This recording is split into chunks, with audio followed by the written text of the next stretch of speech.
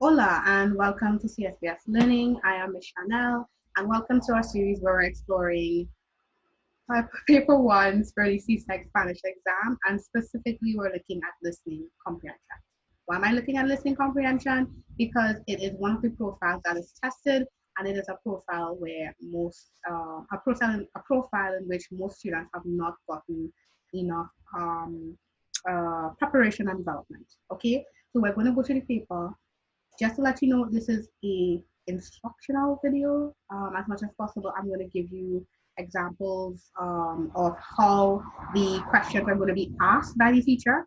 In some cases, I'm going to repeat more than you normally would actually hear it repeated. So I'm basically not following the actual exam format. Again, it's instructional to make it a lot easier for you to be prepared for the exam. All right. So today we're looking at the 2014 paper. As with every paper, you're going to be probably more and more surprised by the repeats, and you're probably going to note some of the repeats that are going to be in this paper. Without further ado, let us go ahead and get this completed.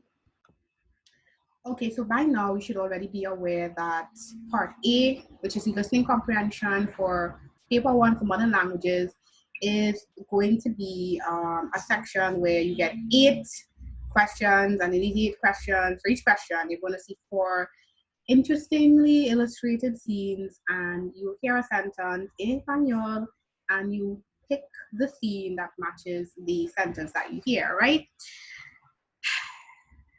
Something I like to do, which is really fun, is to just actually look at the scenes and see if you can get the answer.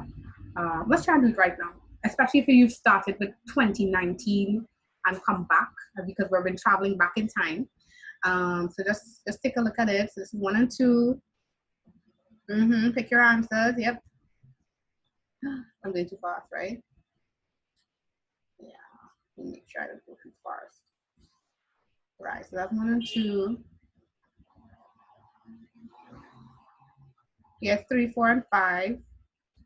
What do you think the options are? Some of these are repeats, some of these are new.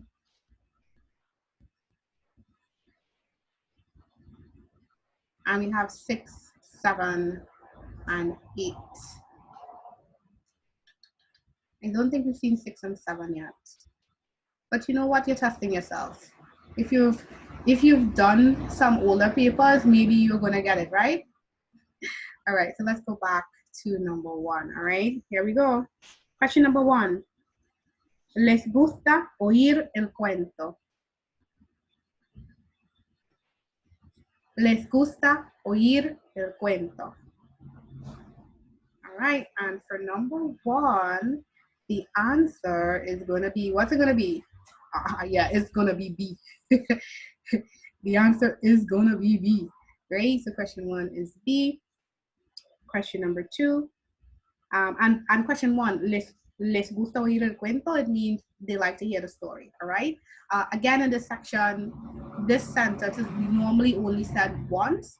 I am repeating it and giving you a translation just for your absolute instructional benefit. ¿Está de acuerdo? Fenomenal. So let's go to question 2. El hombre arregla los plátanos. El hombre arregla los plátanos. So question number 2 is going to be B. The man fixes the bananas. Because you need to fix bananas sometimes, right? Yeah. Not to be confused with el hombre vende plátanos. That is an actual question in an earlier paper. This one, he's arreglando. Arregla los plátanos. Muy bien. So let us go to the next question. And we will continue on the next page. Okay, great. So we're looking at question 3, 4, and 5 now. Question 3. El hombre habla con los alumnos. Sorry, lo siento, I read that incorrectly. Do forgive. Let me repeat it. El director habla con los alumnos. El director habla con los alumnos. I can imagine when I read that incorrectly, some of you who know these questions, you're like, no, that's not it, miss. El director, the principal habla con, speaks with los alumnos, speaks with the people, the students, yeah? Question number 4. La habitación tiene una magnífica vista al mar. La habitación tiene una magnífica vista al mar. What are we looking at? What are we looking at? We're actually looking at A. All right, so la habitación, the room, tiene una magnífica vista, has a magnificent view al mar, a magnificent view of the sea. Good, right? Question 5. La nevera está abierta. La nevera está abierta. What are we looking at for this one? La nevera está abierta. What are we looking at? What do you think it's going to be? Right, so la nevera está abierta is the fridge is open. So if you guessed B, if you knew it was B, then you got it correct. Yeah, wonderful. So let's go and look at the last 3 questions. Okay, wonderful. So let's look at question 6 now. Navega en la red buscando información. Navega en la red buscando información. And 6 is actually going to be D. Navegar la red. La red is spelled R-E-D. All right, red. If you've never heard this, I don't think we use it as much. So it's hard to say if this is something CSEC is going to bring back with its exact same word terminology. But la red means the internet or network, right? So it could also mean the internet. These days you normally hear the word internet, no? But for this sentence, navegar en la red, they navigate the internet, buscando la información, looking for information. Yeah, so that's why B is going to be correct. 7, Jaime, te presento a mi amigo Juan. Voy a repetirlo. Jaime, te presento a mi amigo Juan. All right, so a good clue there should have been te presento. The actual answer here is going to be B. So the translation is, Jaime, I present to you, te presento a mi amigo Juan. Right? So 7 is B. Number 8. Siguen caminando a pesar de la lluvia. Siguen caminando a pesar de la lluvia.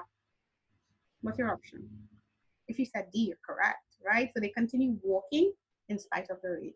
All right, and that's it. We are done with section 1 and we are good to go. Let us continue to section 2 and see what repeats await us, right? Okay, here's wonderful section 2. This is a section where you get a sentence is actually repeated as part of the instruction. So the sentence which sets up the situation is repeated. So it's said twice, and then you are asked, or you're asked a question only once. You're giving a sentence to complete as only uttered only once, and then obviously you just pick the most appropriate answer. I don't know. You think y'all could answer these just as is? I'm sure some of these you could probably pick the answer. So here's what. Pause the video right now. Yeah, pause it. And you pick what you think the answers are going to be. Some of them we've probably encountered already. I'm not even going to tell you which ones right now. Bueno, good. So let's go ahead. Let's do the questions, and you're going to see how well you did without even listening. I'm not advising you to not listen to the teacher, by the way, when I do that, but it's kind of fun. It's kind of fun. Sometimes we want to make this a little fun as well, right? You still have to listen to the teacher, just in case CSEC decides to change something. Again, just in case. Good. Let's go ahead to question 9. Oye, Manuel, ¿a dónde vas con esa pelota? Oye, Manuel, ¿a dónde vas con esa pelota? ¿Qué va a hacer Manuel? Manuel's going to do something, right? So, oye, Manuel, hey, Manuel, ¿a dónde vas con esa pelota? Where are you going with that ball? ¿Qué va a hacer Manuel? Manuel va a jugar. Porque jugar significa, ¿qué significa? It means to play, right? Not tocar, because yes, that means play, but that means to play instrument. It also means to touch. But in terms of play, it means play instruments. Not comer, to eat, not pelear. He's not going to fight, hopefully, with the ball. Good? Let's go on to 10. Hay mucha turbulencia. No puedo volar hoy. Hay mucha turbulencia. No puedo volar hoy. ¿Quién habla? ¿Quién habla? Un piloto. Right? So I'm going to tell you why it's a pilot, right? Hay mucha turbulencia. There's a lot of turbulence. Keyword. No puedo volar hoy. No puedo volar hoy. I can't fly today. ¿Qué va a hacer Manuel? What is Manuel? Sorry, I read the wrong one. ¿Quién habla? Who is speaking? A pilot. No un profesor, as a professor, a teacher, un taxista, taxi driver, un jefe, a boss. Yeah? Question 11. Quiero 2 bocadillos, por favor. ¿Y qué hay de postre? Quiero 2 bocadillos, por favor. ¿Y qué hay de postre? ¿Cómo está esta persona?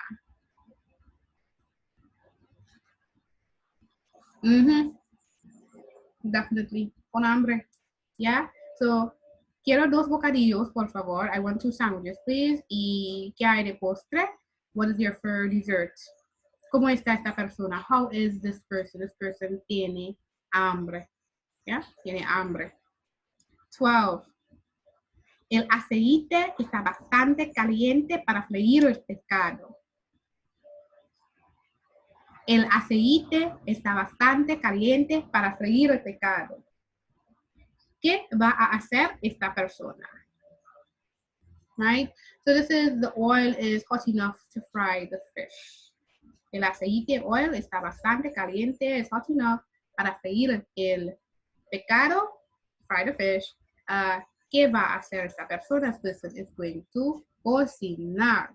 Right? A lot of people get confused with pescar, to fish. No, not talking about fishing now. We're talking about cooking that fish, right? A clue that it's not fishing is the fact that you use the word pescado. In Spanish, the word pescado will refer to, I want to say like fish meats, right? But fish that is there to be cooked, right? I guess the implication is already dead and that you're ready to cook it. You can't cook it, right? If we're talking about fish that's alive and swimming around in the ocean, then it's fish. Bueno. Number 13. Carlos, ¿por qué no hiciste tus deberes? Carlos, ¿por qué no hiciste tus deberes? ¿Dónde está Carlos? Where's Carlos? Carlos is in la clase. So here's what's happening. Carlos, why didn't you do your homework? ¿Por qué no hiciste tus deberes? ¿Dónde está Carlos? He is in class, right? Keyword there being deberes. 14. La chica tiene que guardar cama. La chica tiene que guardar cama. ¿Cómo está? La chica está enferma. Yeah? The girl has to stay in bed. Guardar cama. She has to stay in bed. How is she? ¿Cómo está? 15. Lo siento, María. Espero que pronto todo vaya bien, le dijo Ángela. Lo siento, María. Espero que pronto todo vaya bien, le dijo Ángela. ¿Qué ha oído Ángela? If you are still not going to put math, please, yes, you all are awesome. So let me translate 15, yeah? Lo siento, María. I'm so sorry. I'm sorry, Maria. Espero que pronto todo vaya bien. I hope that everything goes well soon. Le dijo Ángela, said Angela. So this is actually direct speech we're hearing here. ¿Qué ha oído Ángela? What has Angela heard? What's Angela heard? Gotta be bad news because she's saying I'm sorry and she's saying I hope everything goes well. Right? So 16. El hombre anda por la calle gritando plátanos baratos. El hombre anda por la calle gritando plátanos baratos. ¿Quién es? I have no idea why CSEC seem to have an obsession with plátanos this year. I wondered about that. But yeah, this is a man anda por la calle, walking through the street, shouting, gritando, plátanos baratos, cheap bananas. ¿Quién es? Who is this man? Es un vendedor, right? Paseante, somebody strolling by, yeah? Mendigo is a beggar. Cobrador, I believe, is a collector, like a tax collector, see? Money collector, algo así, see? But correct answer, anyway, is going to be C. Yeah, beautiful. So let's move on to section 3. We are almost done with this paper, so it's fantastic. Wonderful, and we are back with section 3 right now. I think I annoy students by saying I like every section. I literally probably say I like every section. My least favorite section in this is actually section 1 because of how interestingly illustrated those pictures are. But for this section, what I like is that it repeats consistently. And the only reason I like the repeats is because the situation is that most students, as I said in the beginning, most students do not get time, opportunity to develop skills, and listening is a challenging skill. For me personally, it still is even a very challenging skill, all right? It's the reason why I never went into interpreting. You need to listen a lot for interpreting, right? So without further ado, let's go ahead. So for this section, each selection has its own paragraph, series of sentences for a public announcement, right? The first selection is, sorry, English went there temporary. Lo siento. But when you hear the first selection, you're only responding to 17, 18, 19. Same thing, second selection, you only are responding to 20, 21, 22. They do not ever mix up, okay? In case you were ever wondering, first selection, you're going to hear the first selection twice. The second time is going to be set at a slower pace. After that, then you're going to hear the questions. The questions are in Espanol. Then you get an answer. Same process is going to be repeated for selection 2, right? The difference I am going to make is that after I say the question, ask you the questions, you answer at home, I correct it, I'm going to go back and I'm going to translate these selections. We've done these before. These are repeats, actually. These are repeats, but I'm going to do it again. Maybe this is the first time you're looking at this video. Maybe you can remember it, so you're still going to get a refresher. I'm going to give you that refresher, right? Good. So selection 1, first selection. Atención radio oyentes. Hoy a eso de la 1 de la madrugada se escapó un prisionero de la cárcel de los Lobos. Fue encarcelado por el asalto del Banco Nacional hace un año. Tiene una cicatriz distintiva en la frente. Este hombre está armado y se considera muy peligroso. Se recompensará al que dé informes acerca de su paradero actual. Okay, so let's do the second reading. It's going to be at a slower pace. Atención, radio oyentes. Hoy, a eso de la 1 de la madrugada, se escapó un prisionero de la cárcel de los Lobos. Fue encarcelado por el asalto del Banco Nacional hace un año. Tiene una cicatriz distintiva en la frente. Este hombre está armado y se considera muy peligroso. Se recompensará al que dé informes acerca de su paradero actual. Good, so question 17. ¿Cuándo huyó el prisionero? I have a problem with this one. It's one of my problem statements, so I'll explain that in a bit. 18. ¿Qué tipo de crimen cometió? Un robo. ¿Cómo se considera el fugitivo? ¿Cómo se considera al fugitivo? Peligroso, right? So question 17 was asking, ¿cuándo huyó el prisionero? When did the prisoner flee? Basically when he broke out, because this is a prison break, by the way. Yeah. Question 18, ¿qué tipo de crimen cometió? What crime did he commit? It was un robo, a robbery. And 19, ¿cómo se considera al fugitivo? How is he to be considered? Peligroso, dangerous.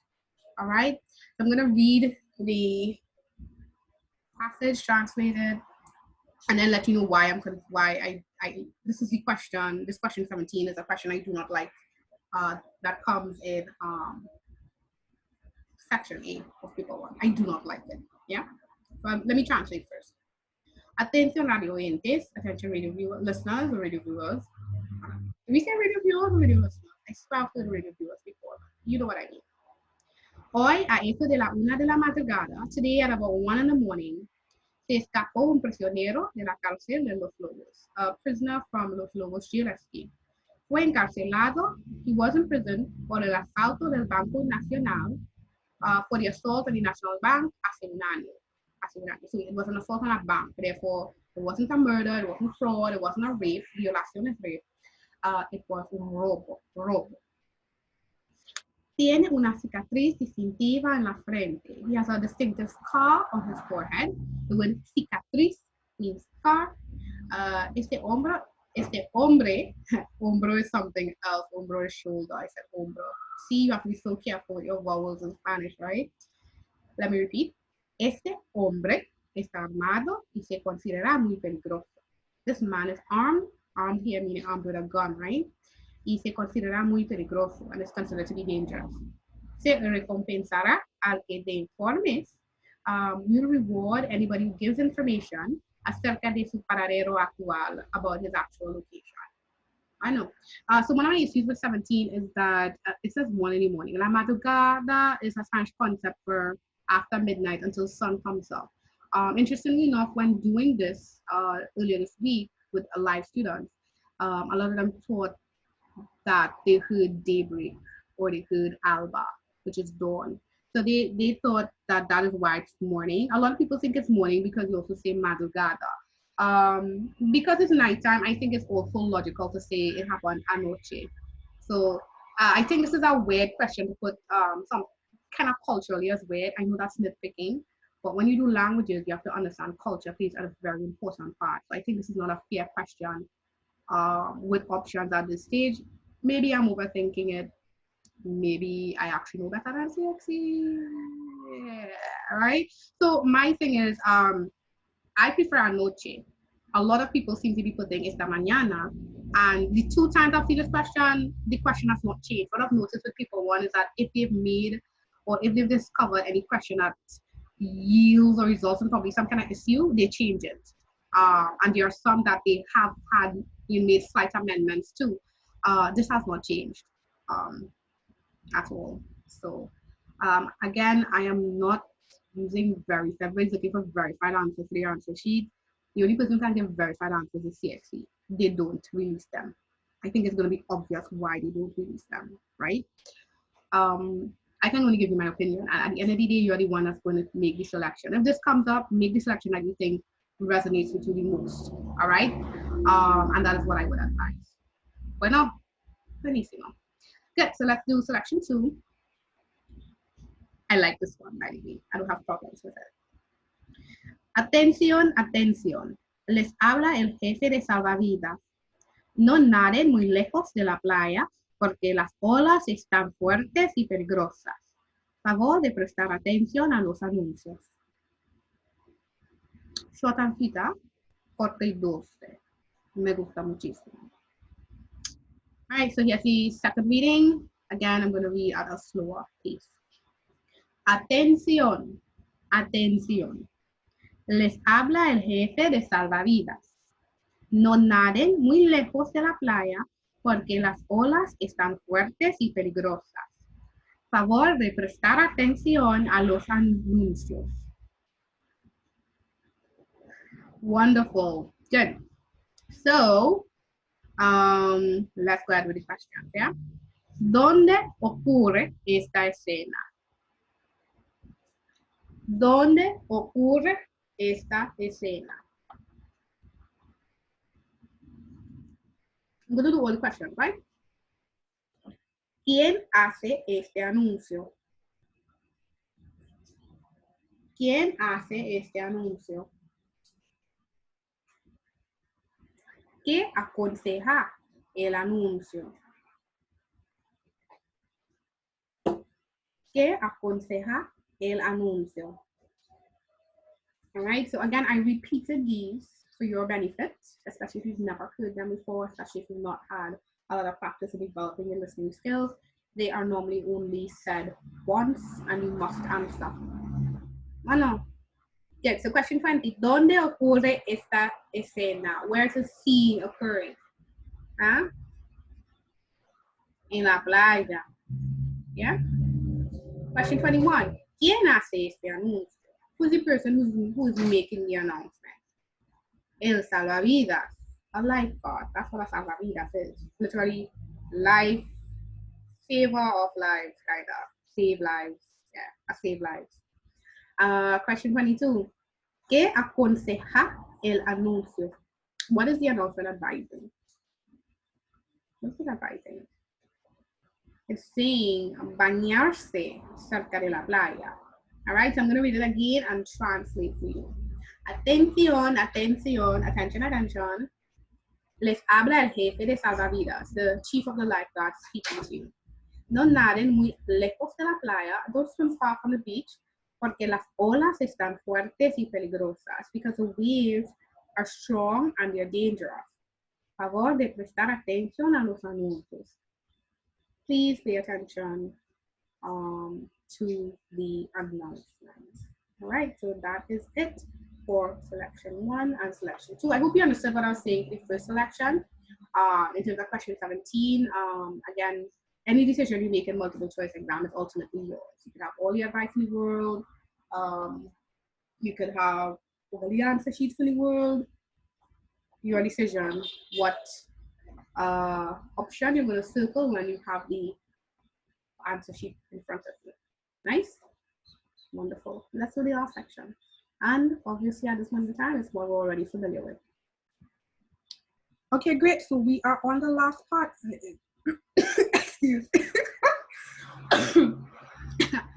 I'm so excited. I coughed, right? So this is the birthday party. We know about the birthday party, right? We probably already know about the birthday party. If you want, you can pause the video and see if you're good enough to know what the answers are. Again, we're just doing this for fun. Don't pause the teacher in the exam and tune out. Please do that. Ms. Chanel never said pause the teacher. We're just doing it in this video for fun, but you can pause and see if you can get all the answers. In the meanwhile, I am going to start reading about the birthday party, about Manuel's birthday party. Yeah, Manuel seemed to have been very popular before this new syllabus. When I say new syllabus, meaning from the 2017. So in this new syllabus era, Manuel really didn't come. I mean, it would be nice if Manuel come back. I miss Manuel. In 2020, if he could come back. Hopefully he did. Hopefully he's on that paper. We won't know. I won't know until you all message me after the exam, right? Right. Okay, right now. So without further ado, what I'm going to do for the purposes of this video, again, I'm not following the actual exam format. The information on the format is actually in the 2019 video. What I'm going to do here is I'm going to read part A, read part B, let you hear what it sounds like. Then I'm actually going to show you the teacher script. Yeah, I'm going to do that. And then translate it while you're looking at it. The reason I'm doing it that way is because it's such a long passage. It's so much reading. They're actually 2 separate paragraphs. This way it's going to be easier for you to not just understand, but identify the words that are being spoken. Yeah, it's like having subtitles on. I'm giving you all subtitles at that part. Great, so without further ado, let me begin. So the birthday party, part A. El sábado pasado, Manuel celebró su 10º cumpleaños. Por primera vez, quería celebrar la ocasión con una fiesta.